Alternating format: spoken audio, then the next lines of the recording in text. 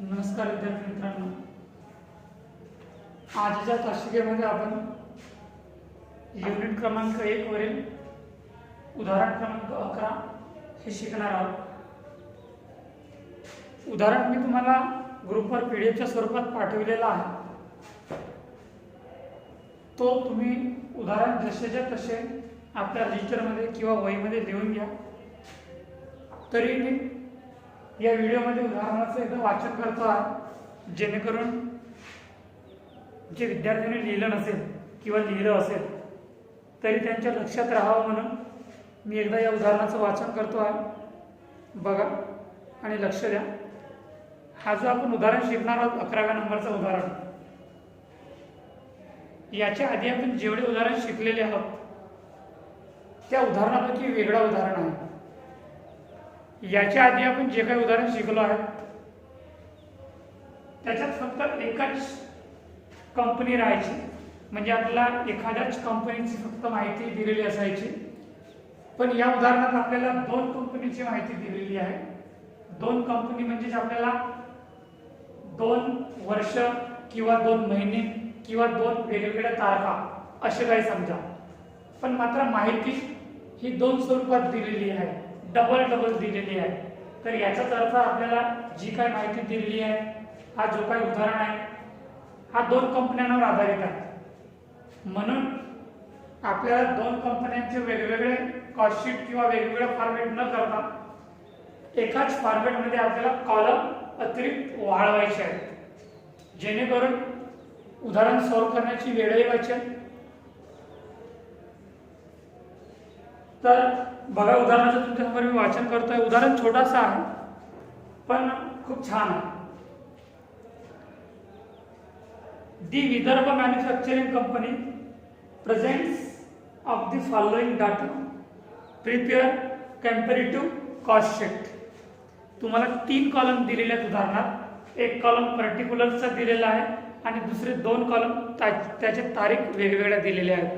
तर पहिला कॉलम पर्टिक्युलर्सचा आहे, दुसरं column June 2006 and third column is June 2007.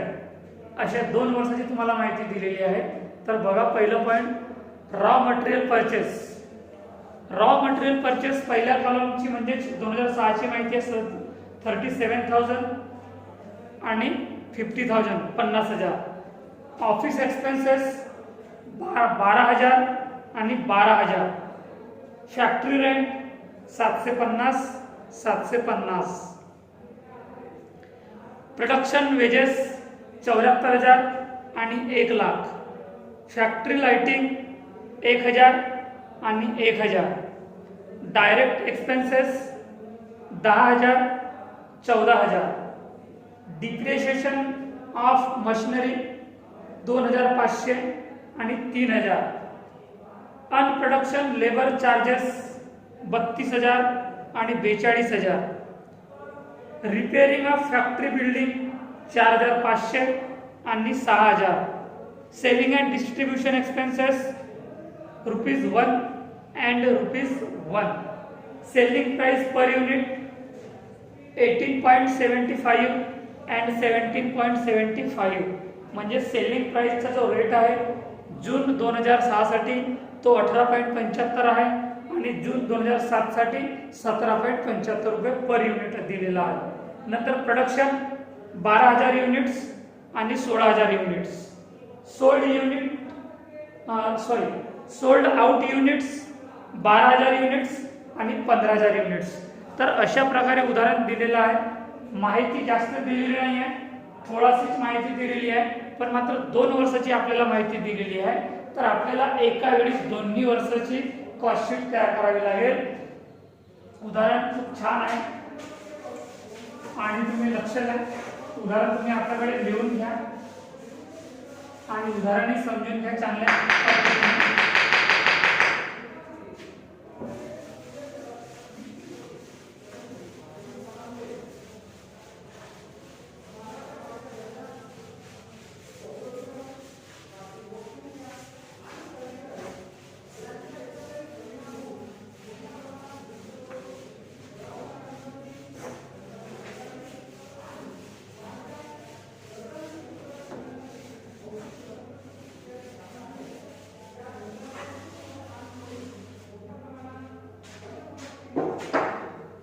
Cost sheet,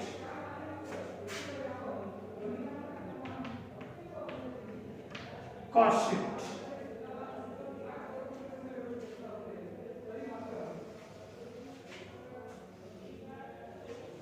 आपल्याला याच्यात कॉलम, एका कंपनीचे 2 कॉलम अशा प्रकारे तयार करायचे आहेत.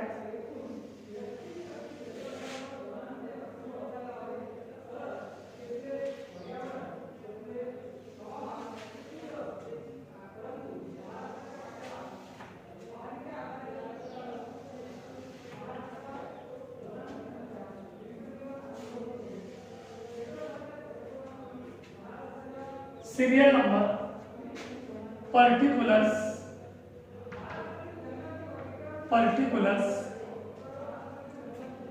तुम्हाला 2007 आणि जून 2006 आणि जून 2007 अशी तुम्हाला 2 वर्षाची माहिती दिलेली आहे.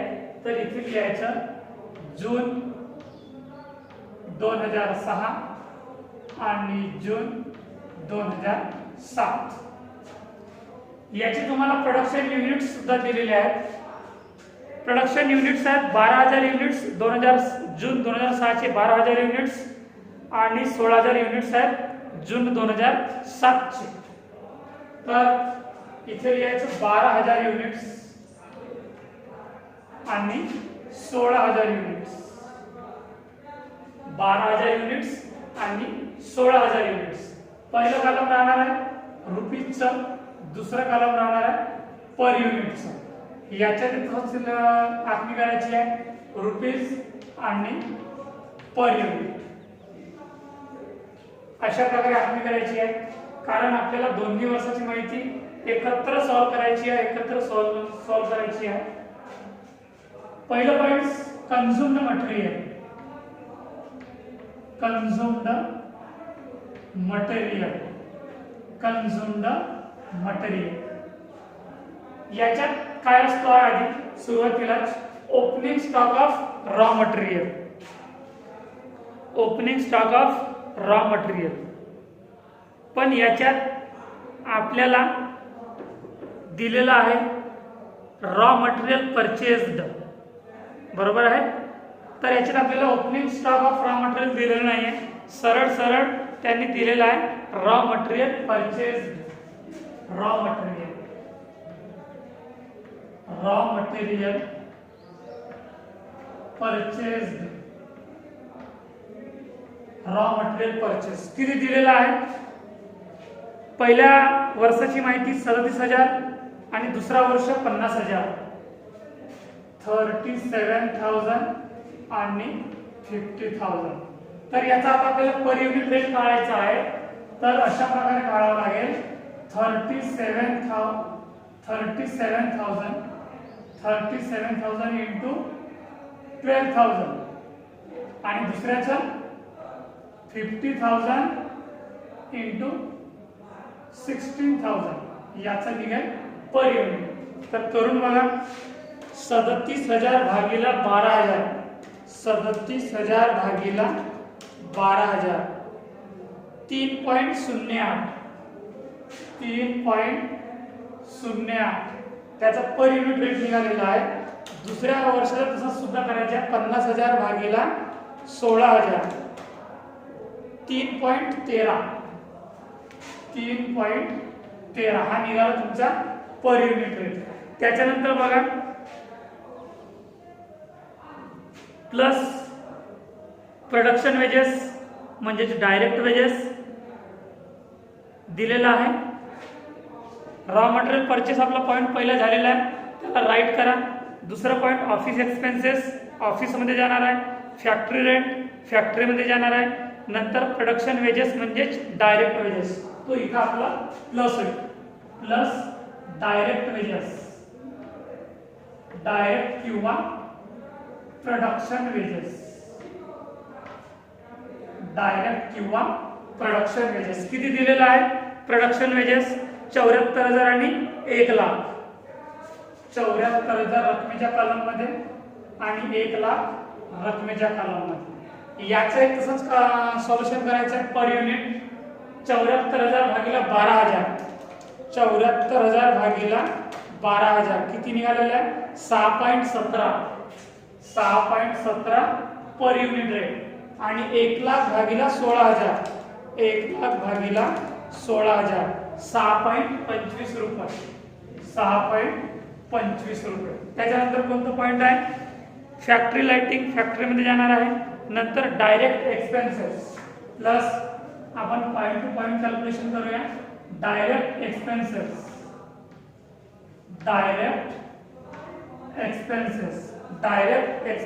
किती आहे? डायरेक्ट एक्सपेन्सेस 10,000 आणि 14,000 10,000 रकमेच्या कॉलम मध्ये आणि 14,000 रकमेच्या कॉलम मध्ये. पर युनिट रेट काढायचा आपल्याला.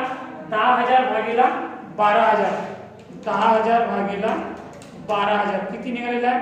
0.83 पैसे 0.83 पैसे. त्याच प्रकारे 2007 सुद्धा आपल्याला कॅल्क्युलेशन करायचे आहे. 14,000 भागीला 16,000 14,000 भागीला 16,000 0.88 पैसे 0.88 पैसे. आता याच्यानंतर अजून काही दिलेलं आहे का आपल्याला? डायरेक्ट वेजेसच्या संदर्भात मटेरियलच्या संदर्भात डायरेक्ट एक्सपेन्सेस झालेला आहे. डिप्रिशिएशन ऑन मशिनरी फॅक्टरीमध्ये जाणार आहे. अनप्रोडक्टिव्ह लेबर चार्जेस फॅक्टरीमध्ये जाणार आहे. रिपेअर ऑफ फॅक्टरी बिल्डिंग फॅक्टरीमध्ये जाणार आहे. सेलिंग अँड डिस्ट्रीब्युशन एक्सपेन्सेस सेलिंगमध्ये जाणार आहे. सेलिंग प्राइस पर युनिट सेलिंगमध्ये जाणार आहे. बाकी प्रोडक्शन दिलेलं आहे आणि सोल्ड दिलेलं आहे.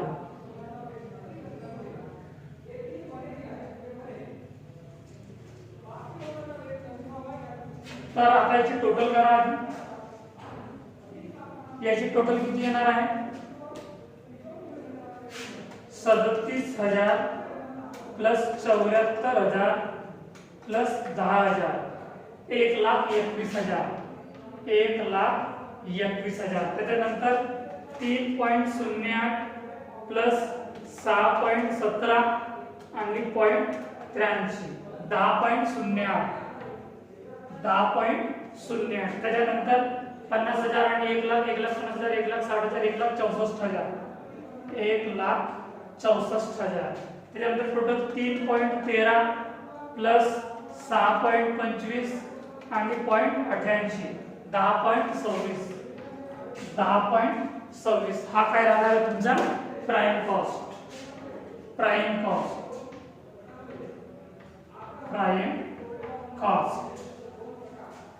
कॉस्ट नंतर कोणता मुद्दा आपला येतो आहे? प्राइम कॉस्ट नंतर फॅक्टरी ओव्हरहेड किंवा factory on cost. Next point plus factory overhead किंवा फॅक्टरी ऑन कॉस्ट. याच्यात कोणकोणते मुद्दे येतील बघा.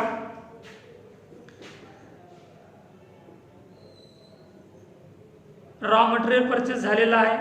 ऑफिस एक्सपेन्सेस ऑफिसमध्ये जाणार आहे. नंतर फॅक्टरी रेंट दिलेला आहे 750 आणि 750. फॅक्टरी रेंट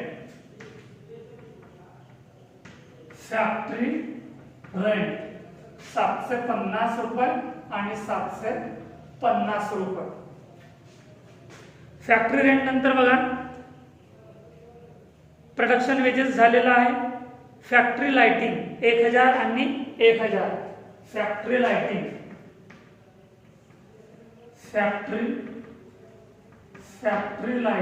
1,000 रुपये आणि 1,000 रुपये. फॅक्टरी लाइटिंग नंतर कोणतं पॉइंट्स आहे? डायरेक्ट एक्सपेन्सेस झालेला आहे. नंतर depreciation of machinery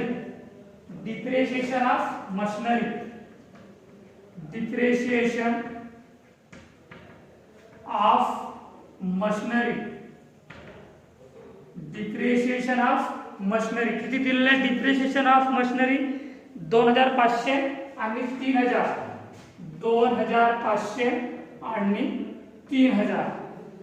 depreciation machinery नंतर अनप्रोडक्शन लेबर चार्जेस अनप्रोडक्शन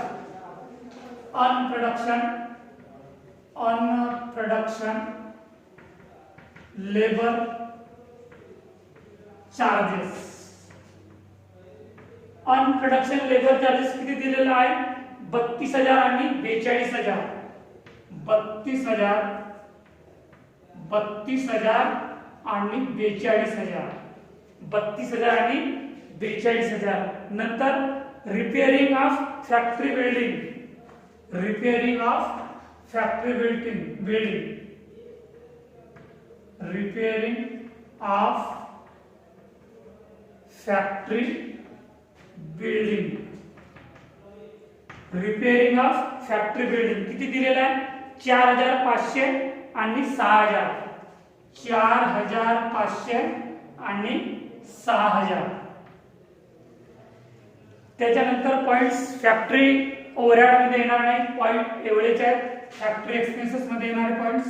आता याची टोटल करा किती येणार आहे 750 प्लस 1,000 प्लस 2,500 32,000 आणि 4,500. टोटल आहे 40,750. 40,750. तिकडली टोटल किती आहे दुसऱ्या वर्षाची 750 प्लस 1,000 प्लस 3,000 प्लस 42,000 आणि 6,000. 52,750. 52,750. याचा आता पर युनिट रेट काढायचे आपल्याला. तर 52,750 भागीला 16,000 युनिट्स. भागीला 16,000 युनिट्स किती निघालेले आहेत 3.30 रुपये. 3.30 रुपये. आता जून 2006 ची बघा पर युनिट रेट किती निघेल 40,750 भागीला 12,000 युनिट्स. 3.40 रुपये. 3.40 रुपये. 3.30 रुपये. 3.40 रुपये.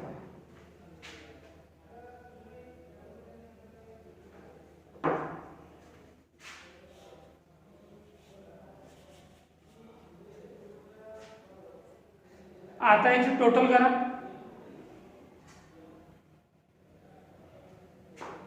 1,21,000 प्लस 40,750.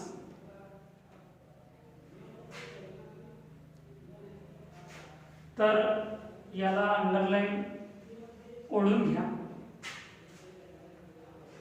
म्हणजे असं लक्षात येईल तुम्हाला 1,21,000 1,21,000 प्लस 40,750 1,61,750 1,61,750 आणि 1,64,000 प्लस 52,750 52,750 2,16,750 2,16,750. आता पर युनिटची टोटल करून बघा 10.08 प्लस 3.40 13.48 13.48 नंतर 10.26 प्लस 3.30 13.56 13.56. हा काय राहणार आहे तुमचा फॅक्टरी कॉस्ट किंवा वर्क कॉस्ट. फॅक्टरी कॉस्ट किंवा वर्क कॉस्ट. फॅक्टरी कॉस्ट किंवा वर्क कॉस्ट. याच्यानंतर कोणतं पॉइंट प्लस होतो आपला फॅक्टरी अँड कॉस्ट नंतर पॉइंट नंबर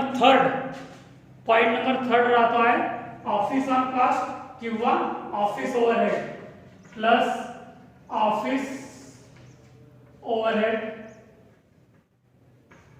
किंवा ऑफिस ऑन कॉस्ट.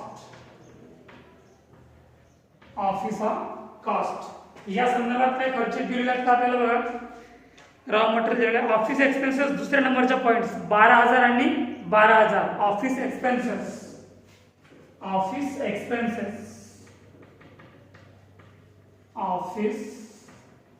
एक्सपेन्सेस किती दिलेला आहे 12,000 आणि 12,000.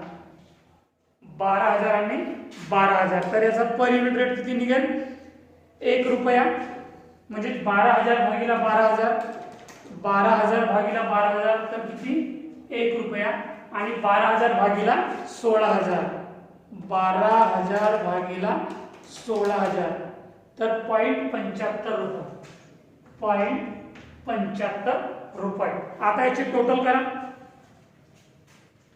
याची टोटल करा. 1,61,750, 1,61,750, 1,61,750 प्लस 12,000, 1,73,750, 1,73,750 आणि ₹14.48. नंतर 2,16,750, 2,16,750 प्लस 12,000, 2,28,750, 2,28,750, 13.56 प्लस 0.75, 14.31. हा काय राहणार आहे आपला कास्ट ऑफ प्रोडक्शन किंवा office cost. Cost of production किंवा office cost. Cost of production, cost of production किंवा office cost. Cost of production किंवा ऑफिस कॉस्ट. याच्यानंतर अजून काही खर्च दिलेले आहेत का आपल्याला बघा. शेवटचे पॉइंट्स बघा, याच्यात प्लस होणार आहे आणि मायनस होणार आहे. सेलिंग अँड डिस्ट्रीब्युशन एक्सपेन्सेस ₹1 आणि ₹1. नंतर सेलिंग प्राइस पर युनिट 18.75 आणि 17.75. नेक्स्ट पॉइंट प्रोडक्शन तुम्हाला दिलेलं आहे 12,000 युनिट्स आणि 16,000 युनिट्स. सोल्ड आउट युनिट्स सुद्धा तुम्हाला युनिट्स मध्ये दिलेले आहेत 12,000 युनिट्स आणि 15,000 युनिट्स. तर याच्यात आपल्याला युनिट्स दिलेले आहेत ओपनिंग आणि क्लोजिंग, म्हणजे जून 2006 आणि जून 2007. जून 2006 ही ओपनिंग तारीख आहे आणि जून 2007 ही क्लोजिंग तारीख आहे. हा क्लोजिंग वर्ष आहे. तर आपल्याला opening stock of finished goods दिलेलं कसं आहे, त्याचे दोन्ही युनिट्स आपले सारखे दिलेले आहेत 12,000 युनिट्स आणि 12,000 युनिट्स. तर तो आपला opening stock of finished goods याच्यात निरंतर राहील, नील राहील, पण मात्र मायनस होईल याच्यामधून closing stock of finished goods, कारण की युनिट्स वेगवेगळे दिलेले आहेत. Closing stock of finished goods, closing stock of finished goods minus होईल. ते कशा प्रकारे काढले जाईल बघा.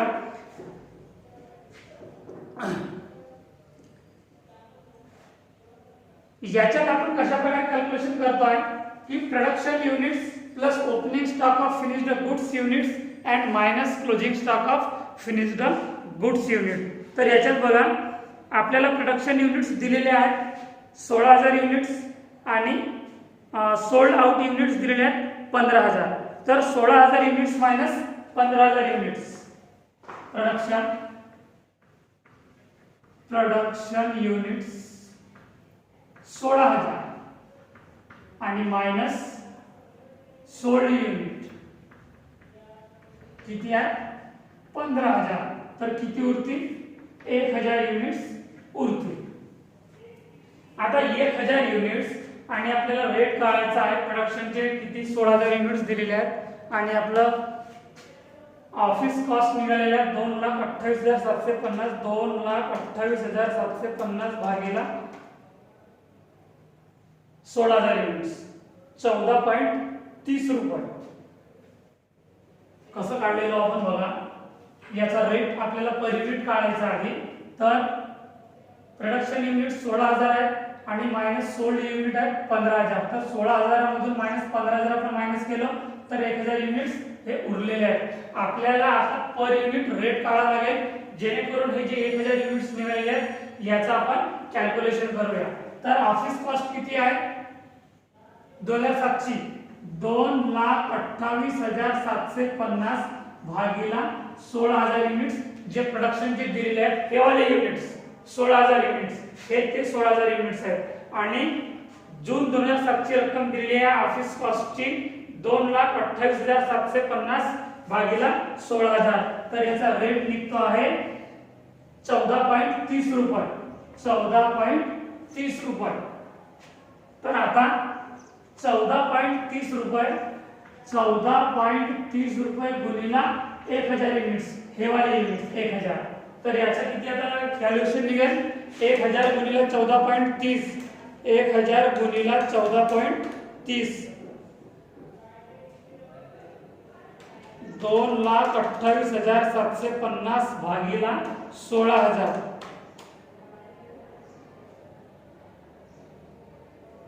14.29 आहे. 14.29 गुणिला 1000, राउंड फिगर 14.30. तर 14.30 केल्यानंतर 1000 गुणिला 1000 गुणिला 14.30, 14,300. 14,300. आता याच्यामधून मायनस करा, हे रक्कम तेवढीच राहणार आहे. 1,73,750, 14.48 आणि 2,28,750 मधून 14,300 मायनस करा. 2,28,750 मायनस 14,300, तर 2,14,450, 2,14,450 आणि 14.31 रुपये. तर हा राहणार आहे cost of good sold. Cost of good sold, cost of good sold. इथपर्यंत समजलं विद्यार्थ्यांना? आपल्याला जी 2 वर्षाची माहिती दिलेली होती, जून 2006 आणि जून 2007, तर आपला इथपर्यंत कॅल्क्युलेशन झालेला आहे. याच्यानंतर शेवटचा पॉइंट राहणार आपला सेलिंग अँड डिस्ट्रीब्युशन एक्सपेन्सेस. तर तो मला सॉल्व्ह करण्यासाठी याला मिटवावा लागेल, आणि म्हणून व्हिडिओ संपल्यानंतर तुम्हाला समजल्यानंतर हे लिहून घ्यायचं आहे. व्हिडिओ मध्ये मी आता हे मिटवत आहोत जेणेकरून मला पुढचा भाग लिहिण्यास सोपं होईल. तर आपण इथपर्यंत आलेल्या कास्ट ऑफ गुड सोल्ड पर्यंत. याच्यानंतर आपला पॉइंट राहणार आहे शेवटचा selling and distribution expenses. Selling and distribution expenses.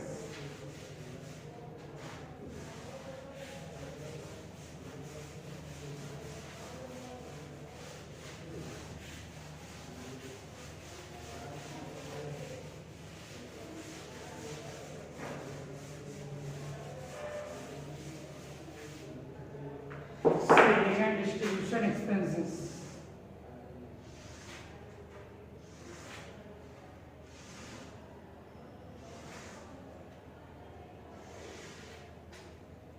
Plus selling and distribution expenses.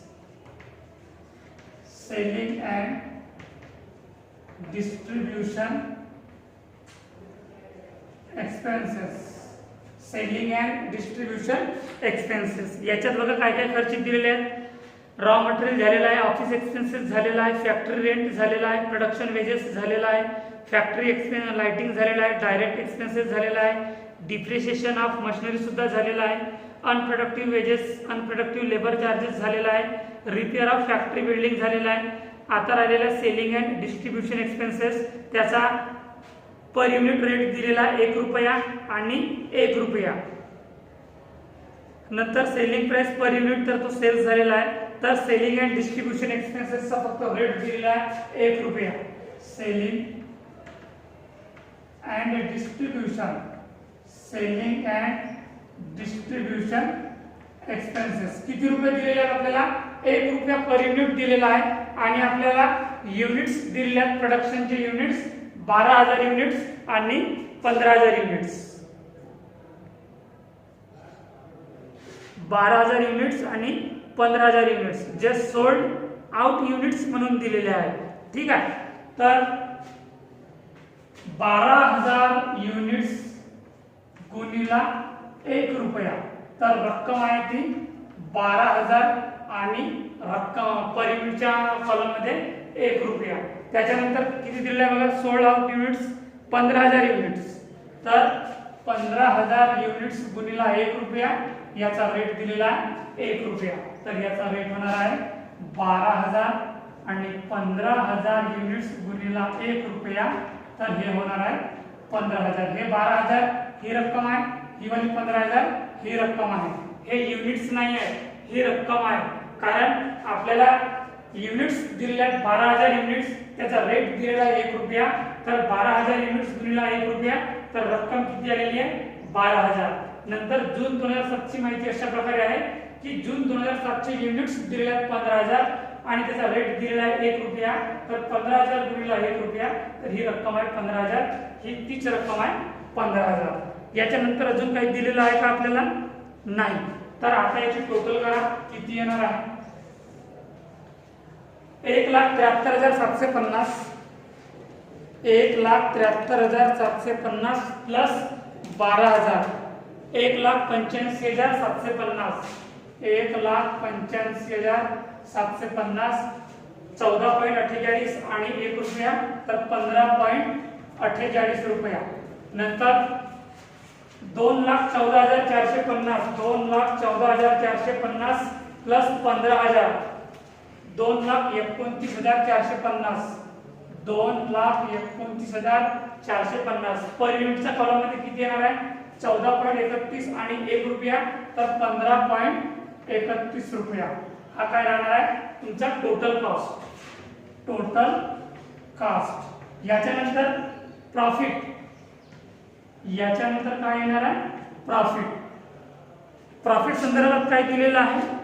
Profit संदर्भात आपल्याला काहीच दिलेलं नाही आहे, पण मात्र आपल्याला सेल्स दिलेला आहे. तर सेल्स निघाल्यानंतर प्रॉफिट आपोआप निघेल, कारण आपल्याला प्रॉफिट काढण्यासाठी सेल्स असणे खूप आवश्यक आहे. आणि प्रॉफिट काढण्याचा फॉर्म्युला आहे sales minus total cost is equal to profit. तर याच्यात सेल्स किती निघणार आहे? आधी आपल्याला सेल्स काढावं लागेल प्रॉफिट काढण्यासाठी.